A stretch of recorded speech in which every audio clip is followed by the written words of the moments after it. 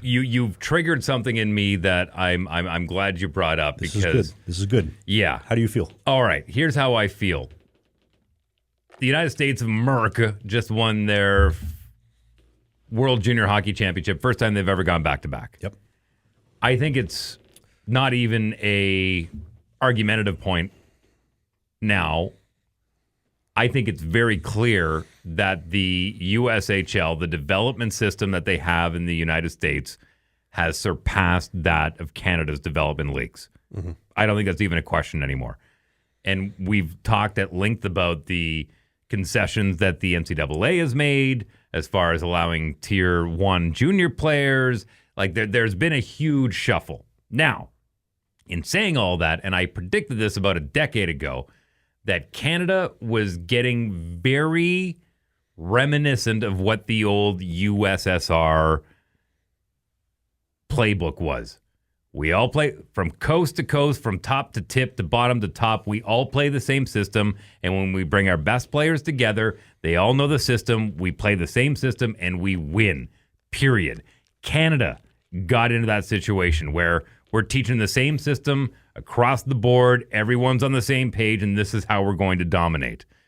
Russia, not the USSR, Russia, which is now fragmented into a bunch of different areas and whatnot, are very separate from what the old Red Army hockey team used to be. And what are you seeing now? You're seeing way more creative players come out of Russia.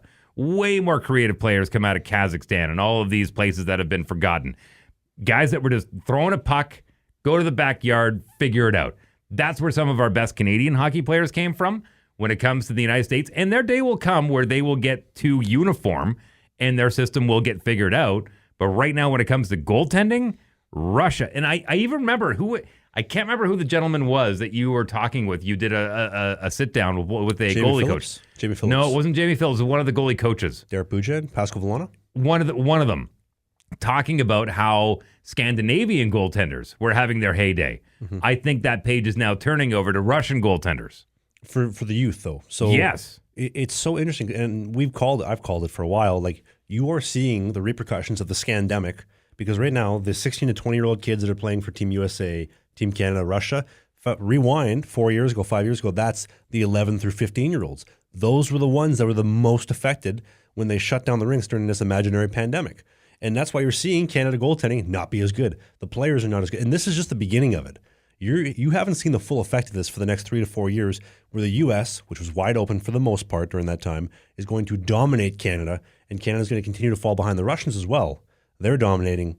It's sad, but... Well, just to go back to women's hockey, I mean, we're very quickly seeing teams like Sweden and Finland and a lot of these Scandinavian countries catch up with what the U.S. and Canada is doing, because up until about 4 or 5 years ago, it was a two-horse race between USA and Canada. You knew what the gold medal game was going to be every single year, but now these other countries are catching up with their women's hockey.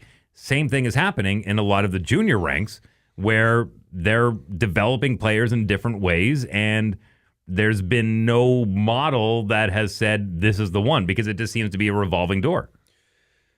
The model itself, though, at least I felt growing up in Canada, it was you went to the rink at 7 or 8 in the morning, you played games, then you went to go and play in the outdoor rink. It was just hockey nonstop. I feel like that's gone. That's dead now. And in the U.S., it's not that it's gone. It's just evolved. Instead of going to the backdoor rink, you go from one club team to a traveling team to a scout team to a summer league team to a summer league practice, and it's all... I think you're looking too short vision, though. Like, that's just within hockey. Kids aren't going out the rink because they're playing Xbox. They're doing other things because hockey's gotten so expensive, right?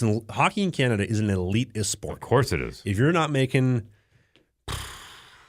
$250,000 a year, I don't think your kid's playing hockey. Your kid can play hockey if you're poor, but he's not going to play real hockey in the academies, in AAA, and going to make it to the Western League or to the NCAA. I didn't even know what the tuition is for the Notre Dame Hounds in Wilcox, Saskatchewan these days. I'd be curious to know. Well, a couple of years ago, like AAA hockey in Winnipeg, 10, 15 grand. The rink hockey academy was like 40, 50 grand. I can imagine what it's at now. It's not going to be a very good time for development in Hockey Canada the next couple of years. Mm-hmm. It's sad, but it's just the way it is. I'm very lucky I played hockey when I did, because if the costs were like this, I don't think we'd even be here doing this show. But anyway. You watch. I'm going to make another prediction right now. Okay, you ready? Wheeler's Wheel of Fortune. You ready? Here we go. You watch in the next 20 years, you're going to see more Nazem Kadris in the league than you are Johnsons. Gritty players? No. Or like international. International players. First Canadian generation. Like, I mean, now we're on to the point where we're having third generations from places like India and places of that sort. And even the Jets' new draft pick that they just signed to an entry-level contract. Chinese kid. From China, moved to Montreal. I think you're going to see no different than when the Scandinavian invasion came over in the 70s and 80s. You're going to see second and third generation kids born in India, kids born in China, kids born in Indonesia, people that are coming here. They are going to adapt to that culture, and they are going to be very skilled hockey players. Well, you're seeing that, though, because generational Canadians can't afford to live, let alone have kids, and they're just bringing a boatload of immigrants over on the boat and just dumping off like, here Well, you not go. only that, but keep in mind, some of the most affluent people in Canada are Chinese Canadians. Yeah, but when you So bring, you talk about how expensive it is, those are the ones that can afford it. Sure, but when you bring 5 million immigrants in the last couple of years, that's like 10% of the population. And it's only grown. Those are the ones we know about. Like regular people that are Canadians that have been here, like people around my age that were born in Canada, been here, people are not having kids. The birth rates are going down because nobody can afford it. Like you can't even afford to have food, let alone a family. Right. So I don't think you're going to see a whole lot of Canadian development coming up either. I think As long as they can play really well with the Canadian Maple Leaf on the front of their jersey and win some championships, I'm down for it. You want to move to Florida? Yeah, I do. 0% income tax? That sounds pretty good. Yeah, I'm in. Some good tax breaks. Sure. But in North Dakota has good tax breaks too. I'm in. Let's go. We living together? No. We sharing a bed? No. Cost effective.